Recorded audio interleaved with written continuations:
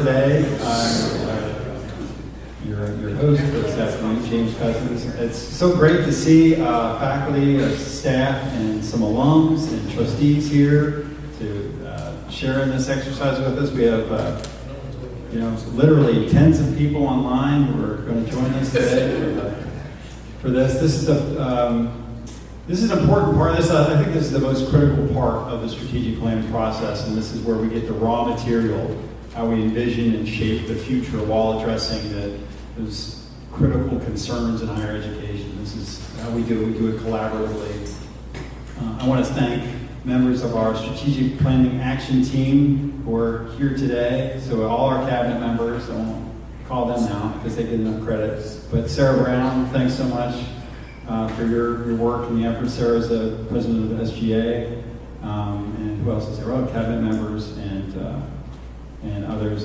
Thanks so much for your efforts. They've been meeting tirelessly to help guide the process. I want to thank Anna Crasher for her help with the technical setup. Thanks so much for Shanda for being here to help with the notes. Peggy is drifting in and out. There she is. She'll help us as well. We're going to try to interact with the folks who can join us remotely. I'm here to serve as kind of a moderator for the first part of the conversation, just to ask some introductory questions. And then I'll turn things over with about 20 minutes to go to Scott Kramer, also part of that strategic planning action team. Please hold your applause. And Scott's going to talk about another phase or another part of the strategic plan, which is our campus master plan. And you may or may not be aware, our last master plan was finalized in the fall of 2007, so quite a bit ago, and some new variables are thrown in, some really interesting and exciting opportunities for how we reconceive of our space. So with that, again, thank you so much for being here today. I just want to set the stage by saying, please be honest and as forthcoming as you feel appropriate within the bounds of decorum there, Kyle. We appreciate you. So I want to begin with a question of culture. And in surveying the survey and reviewing the survey data, and we had a really great turnout from the survey, really great list of responses from our trustees, from our alums, students, faculty and staff, and members of the community writ large. Community culture came up continually. So I want to start with this question. And that's, how would you describe the current culture and the sense of community at Kentucky Wesleyan College? I want you to think about that. So how would you describe our current culture and our sense of community here at Kentucky Wesleyan College? What insights? And we have Morgan who can help with it, Mike on that side of the room, and I can help with this side of the room. So describe the current state of culture and community at Kentucky Wesleyan College. Strengths, weaknesses, opportunities for improvements.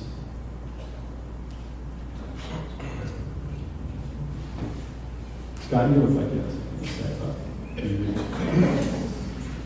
I was just Daryl. So Bart Daryl used to do just hands. So here you're on.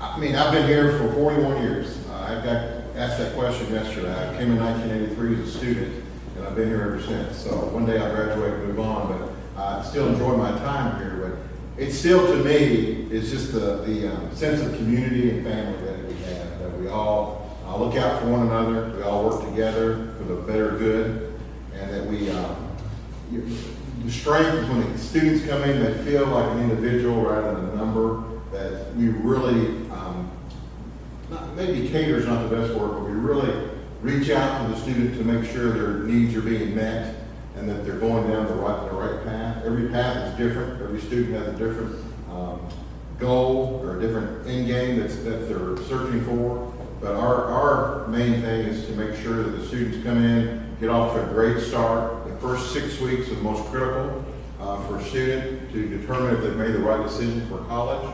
So we want to make sure that we hook them up with their advisor, their coach, whatever their case may be. And to start that process of getting to know them and reaching out to them and making sure their needs are met and that they are to a good start. But family is big with me. I've had 12 family members graduate from Kentucky Wesleyan. I was the first. We've had a nice one. My mother-in-law was one, but she was after me. A little bit older, but I was before her. But it's just, that's how much it means to my family and the investment that we've made to the college, so. That's true. Thanks so much, Scott. Anyone else? Community can be there's Andrew Bowman. Dr. Bowman. I think, Scott said it right. There is a strong sense of community, and I think that's one of the things that draws people here and keeps people here.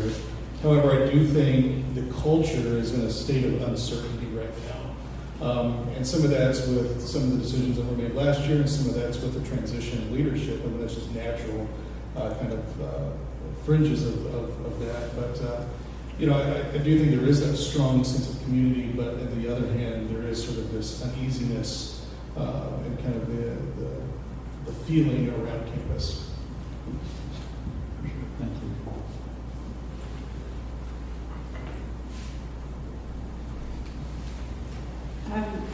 Hi, I'm Jenna Brashear. I haven't met any of you. I see some new faces. So I'm the Director of Institutional Effectiveness and Research, and I helped collect the survey data. So I know the committee members have seen it, but one thing that we talked about yesterday was how many people commented on the small, tight-knit community and how integral that is in the culture here. So I just thought that I would put that back out to the group since it came in from the first round of feedback that I personally attended large Research One institutions with thousands of students. And this is a really different place, a really special place where if you wear purple out in town, somebody stops you at the gas station and talks to you about Wesleyan. I think a big question, I don't have an answer, but a big question for the strategic plan is how we can harness and preserve that small community and that community feel, family feel, while also growing in the way that we need to. Growing online programs and having online students feel a part of that family and community. So, not an answer, but just. So I want to, you brought something up, and you can respond to this or not, or other people can. But what are those aspects that we should preserve as we grow and we shift? What are those sort of indelible points that we need to really focus on as we grow and move? I have no idea. I know, as an employee, somebody, like I said, who had big institution experience as a student and then as an employee before I came here. One thing that's great about the small faculty, small staff, is that you can't really hide. If somebody isn't doing their job, you know who's not doing it. And it's the same for students. Morgan is going and knocking on their doors to ask why they're not in class. So I don't know how you articulate the preservation of those things, but I think as an intangible and like as a group that work here to serve students and the way alumni on the alumni board, it's making sure that we prioritize that personal aspect as much as we can, I guess. But maybe somebody else will have a better answer. I'll pass it. Just like coming from a faculty standpoint, to me it's really important that as we grow, we don't grow by increasing class size or relying on more part-time faculty. The way that you keep that community and that connection to your alumni is having class sizes that are small enough that you can get to know your students as a person, and keep track of their achievements and their struggles and connect with them outside of the classroom, so that they have those anchor points after they graduate to stay connected to the college, and to keep in touch. And so I want to make sure that as we grow, we grow responsibly, and making sure that we keep that ability to connect faculty and staff to the students in a personal way. That is really what keeps them here and keeps them excited about the place. Yeah, I think there's buy-in from the college to the community of Owensboro and Davis County, but then there's also buy-in of the community into the college. And there's that two-way street that we have to find a good balance of.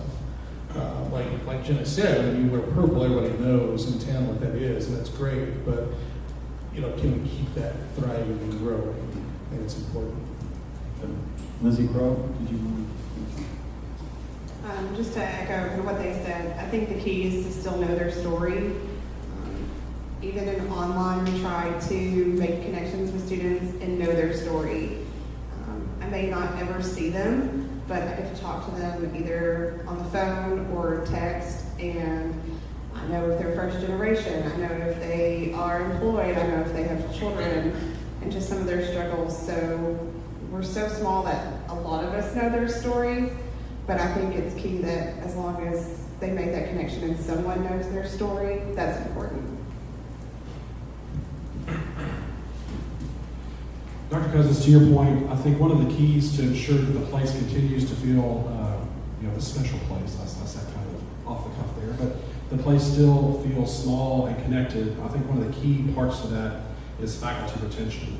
Over probably some of the people who people over the long term, alums, graduates, maybe even folks who connected to the college over time, probably have made a connection through a key faculty person or someone who was really doing something great. So I think, obviously the Magnusons of the world, those people who come and dedicate their life and really, have, and not necessarily have generations, but in their time here, really make that experience special. So I think having those people over the long term is one of the key ways that helps make the place feel personal to students. And I think every generation that comes through has their own sort of Mount Rushmore. The Bradshaws, Magnusons, for sure, Gardners and the Chennas, the Moys. There's a lot to be proud of, and people that are here, and to me that's a real selling point for faculty that are here for a visit. This is a place where you can build a legacy, and a generational legacy. You don't have those opportunities, back to Jenna's point, at other institutions. That kind of reach and that impact is profound. I was a freshman here in 1965, and I just want to brag on Eddie Kenny and Summer, and Kenzie and Mary and Layla. They worked so hard to keep us alumni connected, and we really appreciate it. I think that's a big part of our culture. We can be ambassadors to get our grandchildren. I know I have a great niece starting as a freshman this year. And I'm praying for, I don't know the titles, the board of directors, the council. I'm not sure what all your governing bodies are. Trustees. Am I on the right track? You're good. All right. I think, I hope they'll work with the new administration. I hope y'all can all pull together and compromise. And I just think it's very important when you have new leadership for everybody to work together. I appreciate that. Well, I want to move forward, but I want to make sure to give alumni affairs kind of a shot at this to lend your input. We have about 8,000 alums that are active, and from your perspective, I don't want to put anyone on the spot. I'll put Scott on the spot, but I don't want to put anyone else on the spot. With regards to alumni and connections and building community with them, do you have any insights on what's important there, what we need to preserve as we move forward? Thanks, Dr. Cousins. I just want to say one thing real quick. It looks like there are 3 of us that are a member of the Board of Trustees that are here. And I would like to say, and I hear loud and clear the things that are being said about the sense of community, and it's the people. And I come from a business world, but we were in the people business. Kentucky Wesleyan is in the people business. We're all in the people business. Our company, in the time that I was there, grew from 70 employees to 772 employees. And we were so frightened that we were going to lose that sense of family and community. And I'm proud to say that we did not. but it took intentional actions on every single person to be able to do that. Now, I don't have a magic wand to roll out and say, ... here's what needs to happen here. I just want to give you the encouragement that it can be done, but it will take an intentional effort on the part of every single person. It's a new day, it's a new age, new technologies, but let's don't lose hope that we can diversify and we can grow and we can maintain that identity that Joanna spoke of going back to 1965. Well said. Thank you. My name is Linda Bambini. I was Linda Smith when I was in school here. I graduated in '66, a long time ago. As I was listening to the discussion, I was reflecting on what do I remember about Wesleyan in the '60s, and what characteristics are situations that we had then. Do I wonder if we have now, or are they still here? I don't know. We did have at Wesleyan, we had a very strong group of Methodist Student Fellowship. We had Kappa Chi for students that were wanting to go into a church-related vocation. Settle Memorial brought a bus to us every Sunday morning so that we could get on the bus, we didn't have a car, and go to church. They brought us back at night when we used to have Sunday night services. And the church welcomed us. It was a very close partnership. I would like to see that, as a member of Settle, I would like to see that continue. Also, we did have just a strong sense of community. We knew our professors. We knew our professors well. You saw the professors at ball games. You saw the professors at chapel and convocation and meetings. You were aware that they valued Wesleyan as much as we did. I felt like I was very prepared to go into teaching. The two teachers that I did have that were education teachers were not full-time teachers, I might add, but they were part-time teachers who were with both of the school systems. And they did what I'm sure they probably still do, take us into classrooms so we could do a lot of observation. But I liked graduating from Wesleyan. I liked the small numbers.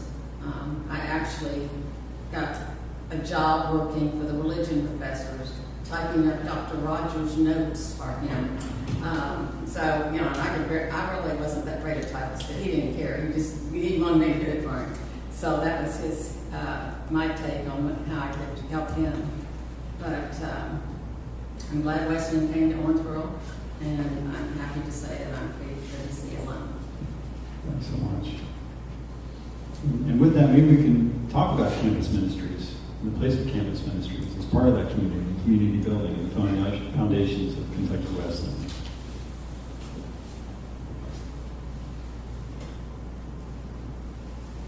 Dr. Jim Coleman, religion professor. Yeah, we have found that students bring students. We try to be as engaged as we can. I'm not a student. I don't know if you figured that out or not. But we're engaged in the creating that network and creating those structures that undergird all that. But our students know their friends, they know their roommates, they know their needs, are able to speak to their spiritual needs in ways that we come to know but don't know at first. And so that has also been the community partnership that we have in Campus Ministries has strengthened each year. That's a Methodist connection. It's also a connection with other local churches. And they come and they play they have musicians that help us to worship on Wednesdays. And we have speakers that speak in so well to the lives of our students. I'm incredibly impressed with the way that our speakers, who may be 3 decades beyond where our students are, relate. to them and really work hard in communicating to their audience. And so all those things we want to strengthen, and that does contribute to this overall sense that we're talking about of, it's one more place to network and connect campus ministries. And so absolutely a vital piece. Thanks so much. Anna, did you want to say anything? All right, good. So if we could, for the sake of time, we'll move on. I want to talk about academics. And we do so much for Owensboro, for Davis County, and for the country, and our alums are everywhere. They're extremely well trained, and our programs really are A to Z, and special concentrations in areas that are of significance. Accounting obviously has a really special place in the community. Our STEM programs it's hard to walk in, any distillery or K-Bio, the list of alums who are MDs or DOs or physical tech PharmDs, the list goes on and on. So we've done so much in that space. Zoology is something that really stands out in the minds, and we have some of these really great emerging programs, communication arts, graphic design, our art programs, theater arts really stand out. We have an exceptional mathematics program. Kyle was waiting for that. But we do so many other things exceptionally well. I want to talk about academics and strengths that I'm missing, leaving out, that you feel are worthy of special mention, but also specific programs that you think could be enhanced, modernized, new programs, new ideas in the space of academics. He left out education. My daughter is a fourth grade teacher in Howard Elementary, and she was so well prepared when she went into the classroom. She started at Cravens in the city schools, but she's now at Highland. And many of the administrators and principals in the schools are Kentucky Wesleyan graduates. So not only are they standing out in the classroom, they're in leadership positions, so they're learning much more beyond the instruction part of their job, but how to be leaders.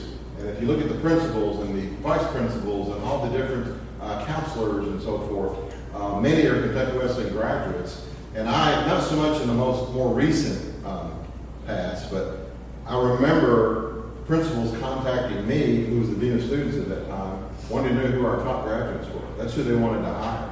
They would say, who are the hot people graduating, hot students graduating this year that we can go after and get into our schools? And that's powerful when the leaders are contacting you and you're not reaching out to them, that they want. We do such a good job educating them and preparing them that they want them in their schools. Really well said. It's an area that is in high demand. Obviously, we can't do enough in that space. For sure. Any other programs that come to mind? Any other opportunities within academics? Hello, Jerry Bivens, class of 2014. I'm a math instructor at South Central Community Technical College. So I do a bit of teaching and advise students. So one area I'd like to see is transferability. Make sure that people know Wesleyan is a great option. I know a lot of my students, just because of location, it's like, I'm going to go to Wesleyan, it's just right up the road. And I can go to their advising center website, and I can click the program and say, this is the classes you will need, this is the classes you will take. And so it's this almost seamless process. And I would love to be able to go to the Kentucky Wesleyan website and say, all right, you want to major in math. These are the classes you're going to take with us. And then when you transfer over, it's going to be seamless, and just have that resource would be really nice. And if it's out there and I don't see it, I'd love to. That's an opportunity that I see. And I'd be glad to push as many of you from Bowling Green over here. My name is David Phillips. I'm from the class of 65. So I'm happy to see some other old timers here. I thought I was going to be the only one, I'm involved here. I grew up here in Owensboro. I came here from senior high school, the class of 61.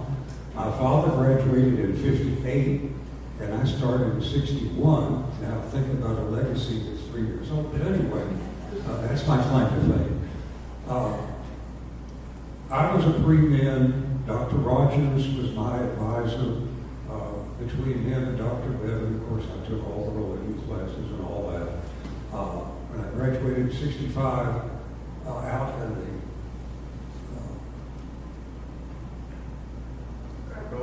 thank you.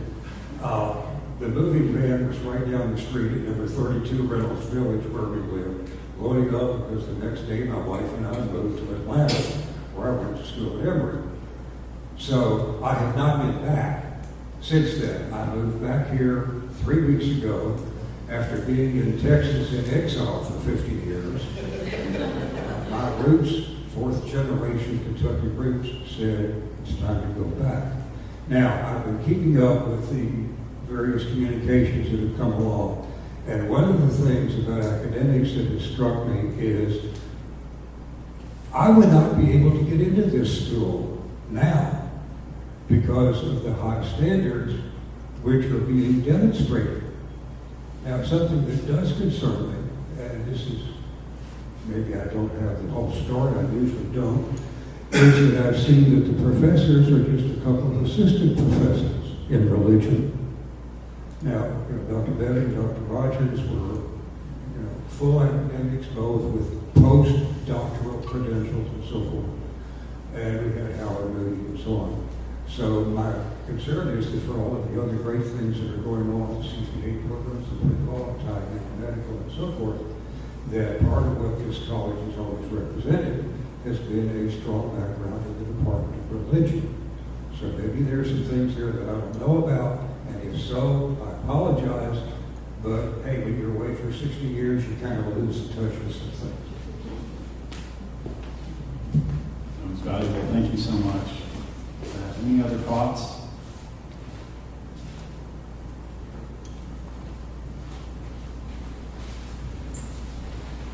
Hello, I'm Mason Gibson. I'm new associate registrar.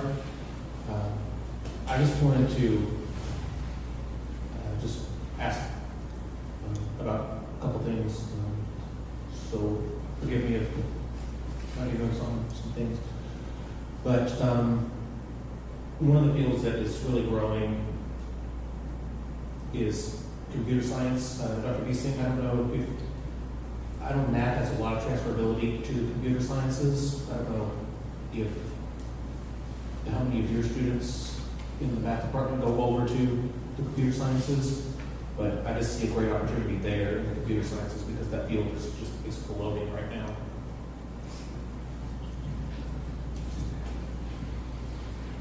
Thank you. We'll move on to athletics. Something else we do extremely well here. And I want to talk about the current state of athletics on campus as well as, in the same vein as academics, some opportunities for the future, either to enhance programs that we have, build, and move forward. And for that, I'm going to turn to Mark Shuck, who's our athletics director. Good afternoon. Thank you, Dr. Cousins. And athletics right now, for those that have kept in touch, we have a mobile app, so feel free to download that. We're on the web, got about 1 million views last year, just over 1 million views. But currently, we're expecting 400 students to come in August. That'll be an athletic team carrying GPAs over 3.0. We did this past year. We've got several of our teams above 3.4 and 3.5 GPAs, involved in lots of things, campus ministries, again, and then also the spread across all the majors. But we just had, honestly, our best finish in 5 years in our conference. So our conference keeps track of placing, and this is my 4th year, so we've had some coaching changes, but the success of our athletics programs is we're gaining some traction. It's been tough at times, and we've become a conference that is top heavy with some schools that have several thousand students. But we are competitive, and in basketball, I know those that have been here know that history. And we won the regular season championship this year in men's basketball, and women also made it to the NCAA regional. We were one of 2 schools in the whole Midwest, so that's 6 states that had both basketball teams in the NCAA tournament this year. So all that said, we're excited. I'm excited. It's a privilege to lead, and we've got plans through Eddie's office with the Campbell campaign, with our Fields campaign, and really just renovating each of those facilities, because that's really what it is now. When students come here, they want a major that they can adopt, and then they can live their lives after sport with. But they also, many of them want to play a sport, and so we want to have that with them. And it's a privilege. I've been in R1s most of my life. I was a coach for a while as well. But getting to know the students, all I can say is anybody that asks, I love my coaches, I love our students, and just the people here. It's a pleasure. So it's an honor to be here, and I really believe as athletics is part of our strategic plan going forward, it's something that will help us with students and enrollment and retention, but it's the education piece is our main goal. And so whether it's a sport management major, I didn't bring that up, but that's a popular major here, sport management and our physiology and sports science majors. Exercise science.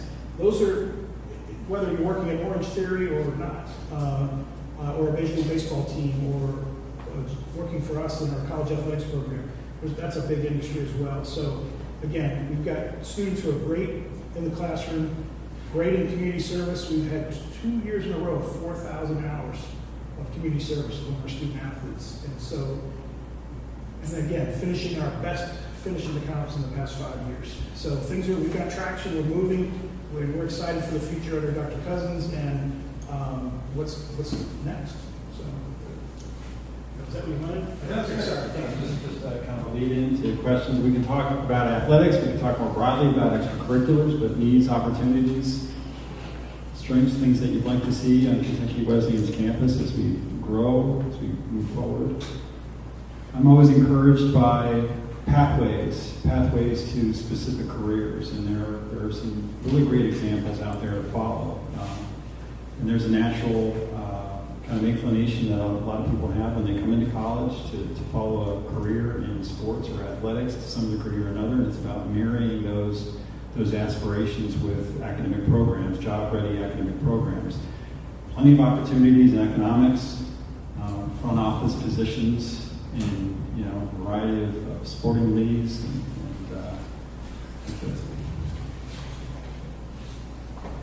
Dr. Beeson. I just wanted to highlight a strength that I'd like to see kind of continue in this area. When I think back to 10 years ago, whenever I started here, to now, I just want to compliment Mark and the coaches for the quality of their recruits.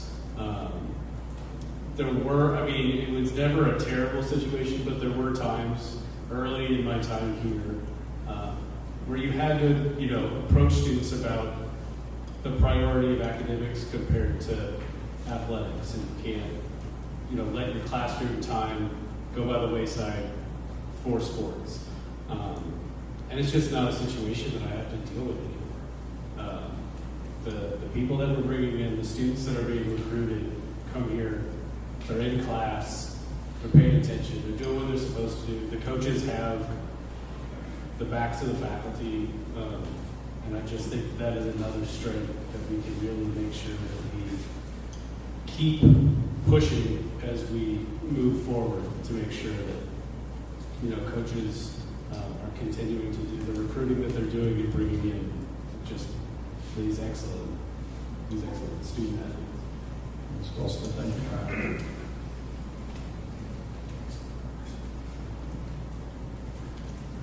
Moving on to another sort of frequent comment in a variety of ways came up throughout our survey was financial stability.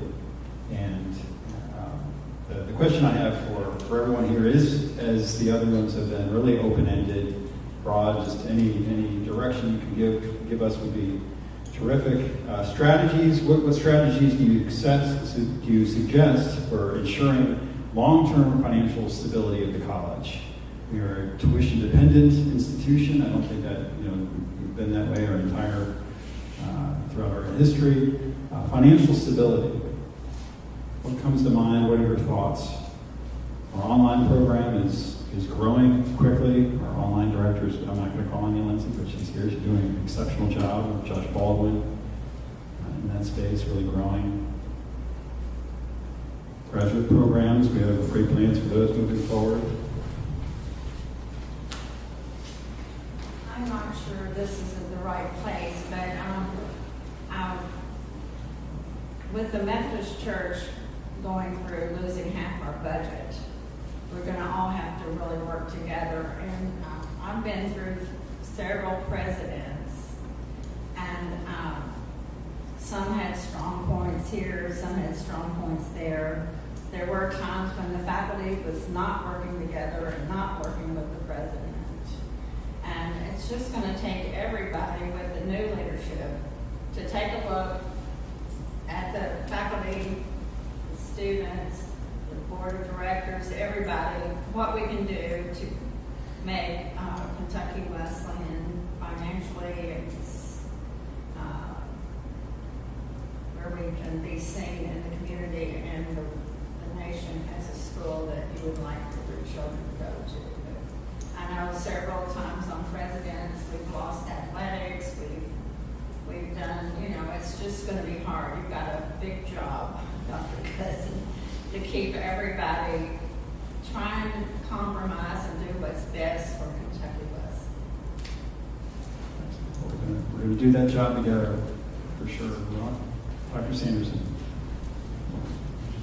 Yes. Well, I'd like to see us maybe go after doing some endowed chairs, since faculty salaries is the highest expense. And I'm happy to put a company's name on the research, give me more incentive to keep publishing. I think we need to get that culture of publishing back up and really start doing what we should be doing here as college professors. So I'm excited to get that going, but I think that would be a way to ease the salaries.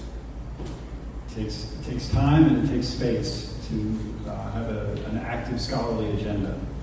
And our faculty teach a 4-4 teaching load, and that's a hefty load in higher education with expectations to publish on top of that.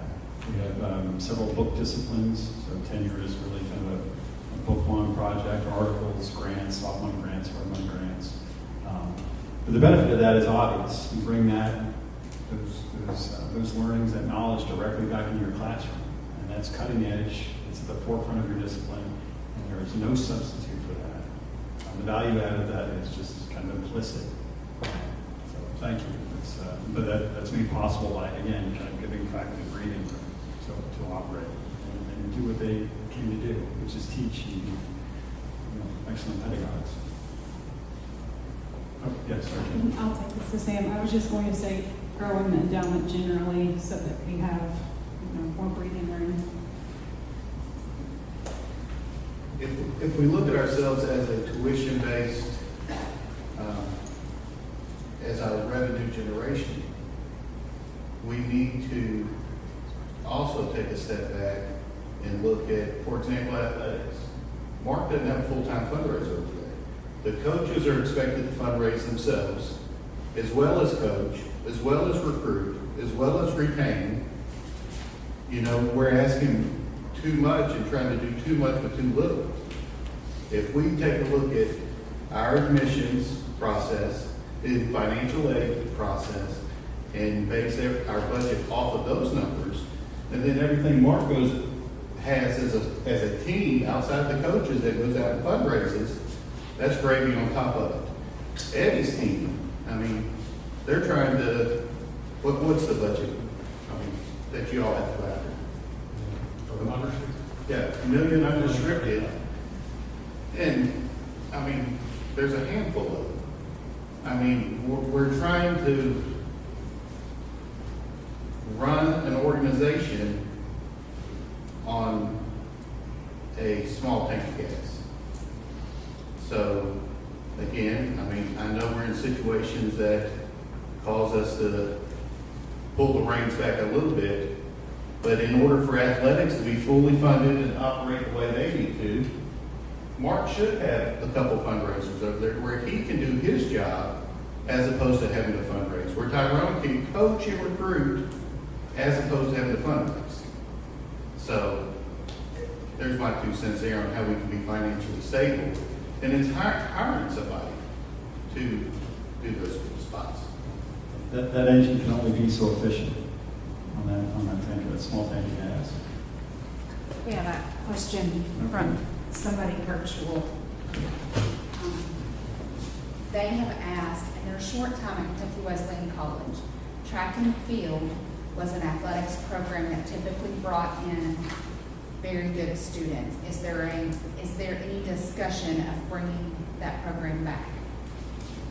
I think there's a lot of good conversations to be had going forward. I think what we need to focus our attentions on, at least, within and outside of the strategic plan, are funding up our programs that we have on campus, and not to put us in a position where that's a possibility. And that was unfortunate for so many reasons, but I think to concentrate our efforts on building up, on growing those programs, resourcing them effectively and efficiently. It gets back to the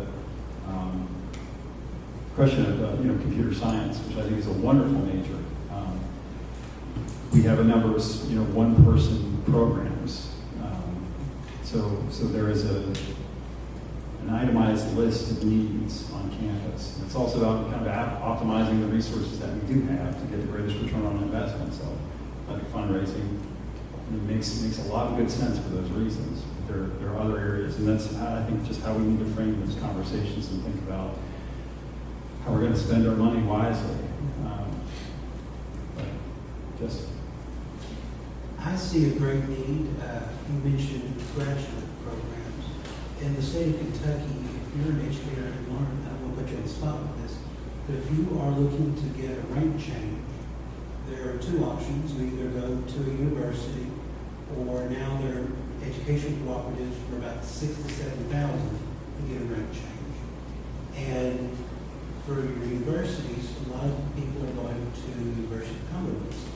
$315 credit hour plus a $50 per term technology rate.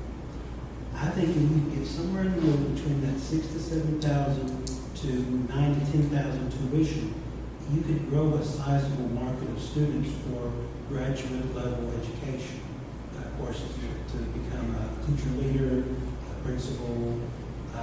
Even the EDD programs are really taking off, almost maybe to a level of saturation to that level. But I think if you can get tuition to a certain point, you could have droves of students potentially.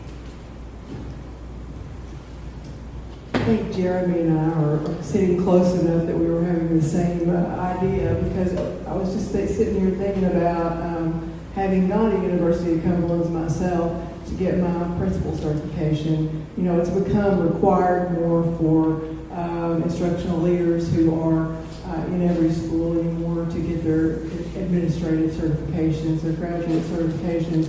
You have a built-in demand for that because people in the school system cannot get promoted until they get that graduate either certification or a master's degree. And I was actually sitting here looking at the University of Cumberland's current online rates, and it looks like they do vary by their graduate program. It depends upon what it is you're pursuing. But it does seem like, and going through that graduate program myself, there were a lot of educators that were, just like Lindsay has, a lot of part-time educators in various places. I had people that were, all over, that worked in the school system currently teaching those classes that were currently principals. So it does seem like it might be a good idea, because I think people from this end of the state would be more than willing to give us a chance to go, even if we were a little bit higher than the University of Cumberland. So, yes, good idea. Yeah. Thank you for that, Laura. Yeah, what was the economic principle? Price fills capacity. So differentiate tuition is something to look at for certain. Any other thoughts? Now I'm going to turn it over to Scott to talk us through facilities. And we can broaden out the conversation to also include buildings and upgrades, but I can start with I jotted down a few notes so I wouldn't forget some major keys here. I don't know if you noticed, but our campus has improved over the past few years. Almost daily, someone in the community will say how beautiful a campus we have. We take great pride in that. We're always looking to expand from what we've got. U.S. Lawns gets a lot of that credit. We contract with them. They keep the lawn mowed. They keep the bushes trimmed. But we're looking now, with a change in leadership, it's really a sense of renewal. That we can review the strategic plan or adopt a strategic plan. And then as part of that, we look at your campus master plan. As Dr. Cousins mentioned, we have not done a campus master plan since 2007. So that's 17 years that it's kind of sat on a shelf. A few things that, we renovated Massey Hall and Kendall Hall and things like that. But no major construction has occurred since the Winchester Center and the Hahn Center. So we're due for some new buildings and some new things to happen. A couple of key factors that we try to keep in mind when we were going through that is our green space. We can build buildings all we want, but how much of our green space do we want to protect? We've always considered the front lawn sacred. You don't want to put anything in front of your administration building. You love that flowing green grass. But what about the outskirts along Sherman or coming down Wesleyan Way Drive? You've got areas here that we've just got to think a little bit differently and not encompass everything as green space. From here on down to the Jack Wells Activity Center, that's all green space in front of all of our buildings and softball fields. So those are areas that we need to look for expansion. And we need to look the quad. The quad's always been a sacred spot for students. Now, if you walk the quad now compared to when I was a student, it's nowhere near used as much. We didn't have video games. We didn't have TVs in our rooms. Getting students out of the rooms is more of a challenge now than it's ever been because they occupy themselves. The stream all day long. We had one TV in the hall, and you went down on whatever lounge you had, and you watched the ball game or whatever it might be. We also only had 3 channels, so times have changed just a bit. Yeah, the flyers have changed. That's exactly right. Someone stood there with aluminum foil to get the signal in strong. So, but green space is very important. It's what we don't want to cover all our green space with parking lots and new buildings. We've got to make sure that we continue to protect that and just see where our what we want to do with expansion to make that protected. Another area is our foot and traffic patterns. You've heard this many times, I'll say it again. We don't have a parking problem. We have a walking problem. Students want to park right here on this front row and walk into class 3 minutes before class starts. The world doesn't work that way. We're one of the campuses that, and there's more than there used to be, but freshmen are allowed to have cars on campus. They can park anywhere they want. You go to UK, you park at the football stadium, and then they shuttle you in for your classes. We don't have that here. But if the student were asked to park at the softball field and walk the 7 or 8 minutes to class, that's just crazy talk. These are students that get a membership to the YMCA, and they'll drive from here to there to work out, which makes no sense to me. It's like you're going to work out, why don't you walk or run or whatever to get there? Anyway, it's just a different culture than we're used to. And the third thing is our the amenities that we have on campus to offer. Every once in a while, we'll survey our students and ask them, what do you want? What would enhance our campus to make it much more exciting for you? First one always is Chick-fil-A. We need a Chick-fil-A in the Winchester Center. Chick-fil-A is not interested in a campus of 800 students to come and put a freestanding restaurant here. Plus, they say they get our business. We try to just get them attached to our meal plan, where students could swap out meals to go to Chick-fil-A. And they say, we get your business anyway. Why would we want to do that? It's profit on our end. So those are the type of things you deal with. And then we did it one time with Papa John's, and Papa John's overcharged all the students to take all their flex money. We had a partnership. They get pizza, but they're spending $18 for a large pizza that's usually $7.99. So it's like, students didn't care. Mom and Dad put more money into their account, they get more food, but we knew that they were getting ripped off, so we had to end that partnership as well. But those are the type of things that we want you all to consider. What ideas do you have to enhance our campus and to make it more exciting? The 60s people that are here, I don't know if it had purple carpet in there when you were here, but we had purple carpet in this room here. It was a library. Library right here. That's right. I remember those stories. I studied somewhere. Okay, all right. But any comments, questions, concerns? Yes, sir. Oh, I don't. Okay, I didn't think you did. So Dr. Cousins and I talked about this last week, and we talked about basketball being at the sports center, seating being, we're not selling out like we did in the 90s. What if we brought it back on campus, put it in the HRC? Years ago, USI had a similar seating situation at the PAC where they couldn't get enough people in there. And they built it up because they didn't have the space to build it out. What if we did something like that with the HRC, take the top part off, build it up, you have downstairs, you have one flight of bleachers, you go upstairs and you put the other two, kind of like what you see at OHS, you put a walking track up there, you put some offices, classrooms, more locker rooms, because I know we're at a locker room space with, what we have now, 18? No, we're actually down because of the fall. So we're 14 sports, 13 sports, 14 with children. So, when that was built, it was built for what, 7 varsity sports? So if we built it up, it's going to be just as high as what Kendall is, or Peoples. So then you have somewhat of a skyline, and then it blocks off the quad.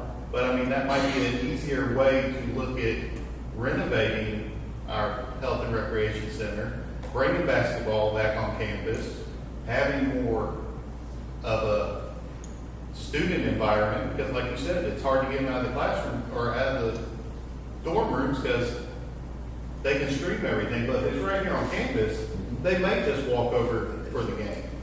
It's just a thought. Great thought. And that's things that we've discussed before. When we talk to architects about a plan like that, you might just want to start over.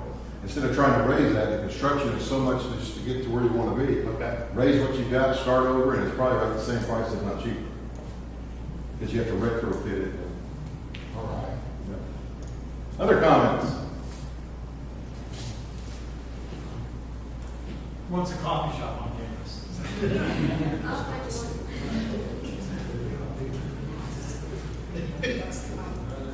Yes, ma'am. I know some of my classmates didn't come back until their 50-year medal. And they couldn't believe the trees, because the trees were all 50 years older than when we were here. And I do think the campus looks good. I do like the green space out front. Hope we never have to do that. But for all you young people, we couldn't wear slacks to class. They locked us in the dorm at 8 o'clock. But if you went to the library, you could stay out till 9, so we all went to the library. Not a lot of studying going on this room. Did you wear your beanie also when you were freshman? Kyle? I know you are. Wait until you cross the room. This has been a conversation anytime facilities and buildings come up and green space kind of in front of on Frederica. But as far as STEM students go, a lot of our carrying capacity right now is limited by lab space because those are very specialized rooms that you can't move anywhere else, and the lab spaces in Hahn were designed for 400 to 500 students on campus, and so we can only fit so many students in the labs. Right? So we're talking about green space in front of Hahn. I'm going to continue to beat the drum of an expansion for our lab spaces, which would allow us to cycle students through much more efficiently in that building, just because of those space limitations that we have.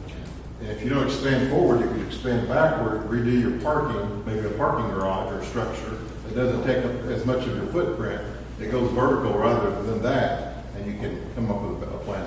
Because I think a lot of people on campus may not realize that Hahn is down to one full-time classroom. That every bit of available space in Hahn has been converted either into office, lab space, or mixed use space. There's only one full-time classroom in the hall. And we opened the Han in 2005. Yeah. So that's one of our more recent renovations, and we've already outgrown what we had at that, which at that point we said, oh, well, we'll have plenty of space. And here we are, less than 20 years later, we've outgrown what we've got. Good problem. Yeah. So, Scott, I think I know your answer to this question, but several offices are still in need of new paint. Can we make that happen? It would help in making KWC a bit more inviting. We are slowly doing that. We can't do a mass, let's do every, I've got the oldest office on campus. Mine hasn't been painted since the Ann Federline days, I think. So that goes back close to 20 years. But we redid the registrar's office this year. We redid the former philanthropy offices suite there. We're going to turn that into advising offices. So if the space allows, we're continuing to, maybe 3, 4 a summer that we're able to address. Morgan came to me today about some needs in the student life area. So everyone has needs, and we try to prioritize, and we get that. Probably the most expansion that we've had of the upgrades have been in the HRC. New flooring, they did a lot of the painting themselves. The coaches had a couple of volunteer days, they did that. Just redid the gym floor. We had to reseal that, and it's really looking good over there. We're trying. We have limited budgets, and you can only do so many at a time. We redid the hallway down here to match the new mural that the senior class donated this past year, and I wanted to make sure that all blended well together. So, I guess baby steps is the best answer. We're taking baby steps towards that need. If you haven't seen the new President's paint, go by there. It's a nice tone of blue, so we just did that one as well. And on that note, it's a beautiful. Don't say that. That wasn't the intention. It's not blue and me. Well, with that, thank you so much, Scott. Thank you all for your time this afternoon. What the intention is, we're going to type these notes up. We're going to delete the names to hold the innocent outside of it, and we're going to have another meeting next Wednesday. Repeat of today, next Wednesday, later in the afternoon at 4 o'clock. Some of it will be a repetition, but we'll be able to explore some new themes and have a robust discussion in different areas. We didn't touch on a lot of things that were brought up in the survey, but we'll take these notes, we'll distribute them widely. So your comments, your thoughts, your opinions are recorded. Took active notes from several different angles. I think we captured the meaning and also the tone of the meaning too. I think we did a really great job. So again, thank you so much for being